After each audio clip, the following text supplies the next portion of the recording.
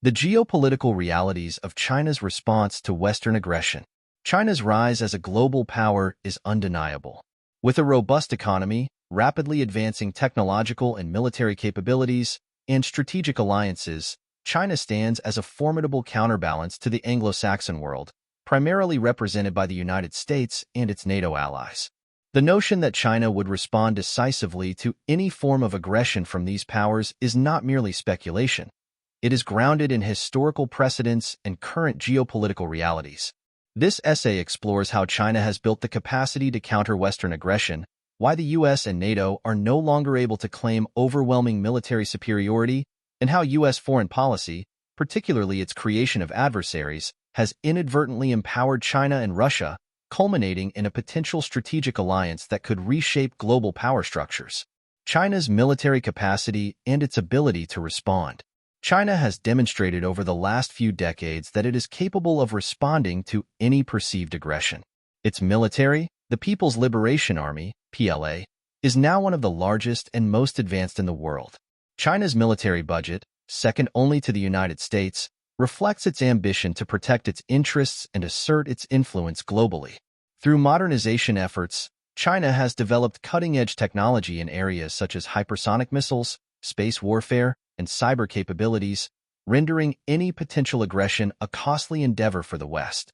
Historically, China has been firm in its responses to perceived threats to its sovereignty. The Korean War, 1950 to 1953, offers a clear example. When U.S.-led forces crossed the 38th parallel into North Korea, China, fearing a Western invasion at its doorstep, responded by sending hundreds of thousands of soldiers to push back the U.S. and its allies. The result was a bloody stalemate that solidified China's stance as a power unwilling to tolerate foreign interference in its region. Fast forward to today, and the situation is even more precarious for any aggressor.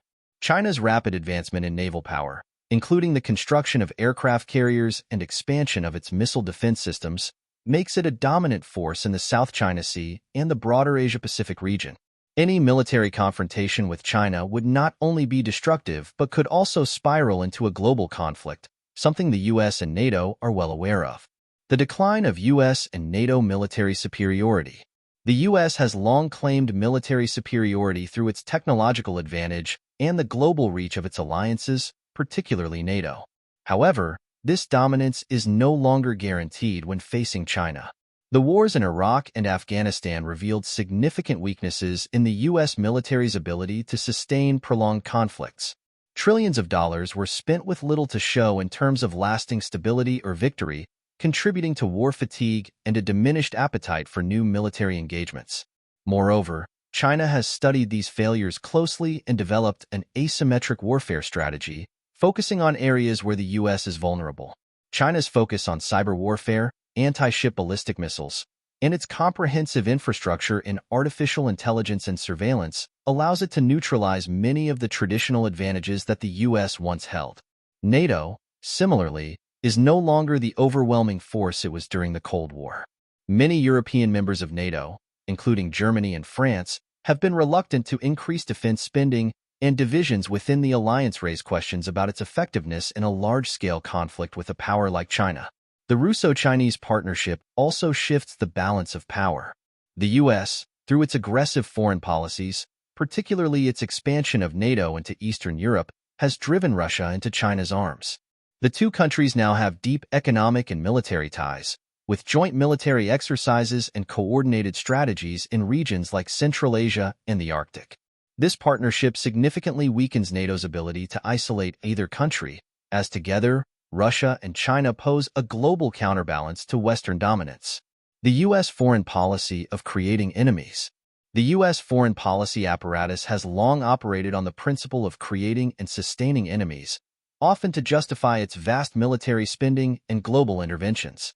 This approach can be seen in the Cold War, where the threat of Soviet expansion was used to justify interventions in Korea, Vietnam, and countless other nations.